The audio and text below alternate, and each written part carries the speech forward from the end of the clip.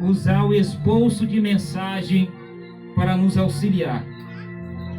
Pois bem, toda atenção agora é pouca quando se trata acerca da palavra de Deus. Porque se vocês não estiverem com seus ouvidos atentos para a mensagem, vocês não irão entender o que Deus tem para falar comigo e contigo aqui nesta noite.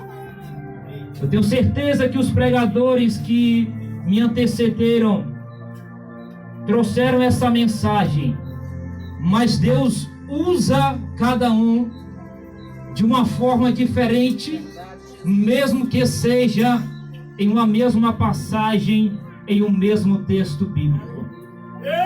O livro de Primeiros Reis e Segundos Reis são os livros que contam as histórias dos reis de Israel, tanto os seus bons feitos como os seus feitos maus, ao qual eles fizeram. O autor ou os autores destes dois livros são anônimo ou desconhecido. Não tenho a certeza de certo quem foi o autor desses dois livros. Só conta as histórias dos reis, o nome dos reis de Israel, mas não fala quem foi que escreveu especificamente os autores. Quando nós vamos para o livro de Segundas Reis, a história começa com Naamã. O nome Naamã significa agradável.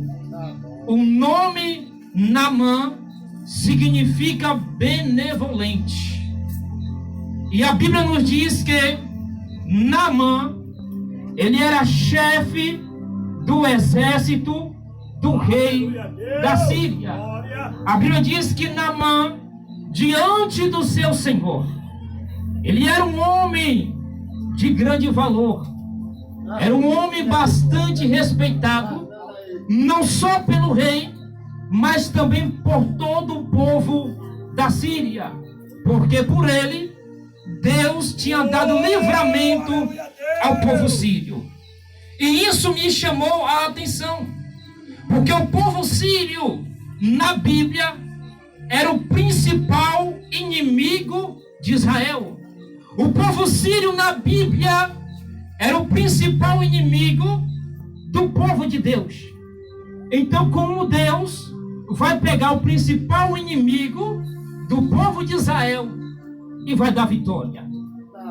Porque quando nós vamos para a Bíblia, nós observamos que toda vez que o povo de Deus, que toda vez que Israel pecava contra Deus, Deus levantava, suscitava os principais inimigos para ir até Israel e levar o povo cativo, oprimir o povo por causa do pecado. Lá no livro de Primeiras Reis, capítulo 22, versículo 29 ao 36, a Bíblia diz que o rei Acabe, ele vai sair em guerra contra o rei da Síria. E o rei da Síria tinha 32 capitães. A ordem do rei da Síria é: eu não quero que vocês ataquem nem o grande e nem o menor.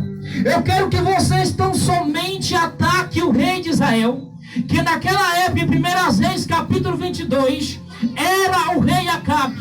O rei Acabe agora, junto com outro rei, chamado Josafá, vai descer para pelejar contra os sírios. E o rei Josafá vai agora se disfarçar.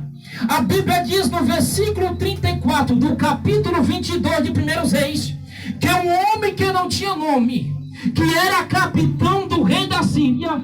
Esse homem agora vai partir em direção ao rei Acabe. E quando ele parte em direção ao rei da Acabe, um desses capitães vai pegar o seu arco e vai lançar uma flecha sem direção e sem rumo. A Bíblia diz que essa flecha vai certinho em direção ao rei Acabe, atravessa a junta da sua armadura, e o rei Acabe, ele vai morrer sangrando. Nisso nós entendemos que esse homem sem nome, que esse homem ao qual não era conhecido, é o mesmo Naamã do capítulo 5 de 2 Reis. Por quê? Porque através de Naamã, Deus deu vitória para os sírios. A Bíblia diz que Naamã tinha valor. A Bíblia diz que Naamã tinha respeito. A Bíblia diz que Naamã, ele tinha nome. Naamã, homem valoroso, porém leproso. Deixa eu começar aqui. Naamã tinha nome, Naamã tinha valor, Naamã tinha respeito, mas ele era leproso. E quantas pessoas hoje, que diante da sociedade tem nome, tem valor, tem respeito, mas é leproso por dentro. Quantas pessoas hoje, que diante da sociedade é respeitado, que diante da sociedade tem nome, mas ele leva ou carrega uma lepra dentro de si. É Deus dizendo: o que adianta ter valor se é leproso? O que adianta você ter nome se tem lepra? O que adianta você ter respeito diante da sociedade se você ainda não curou a lepra que está dentro de você? Mas nessa noite Deus está dizendo através da palavra: você está no lugar certo, porque Deus está presente aqui para curar a lepra. Deixa eu continuar.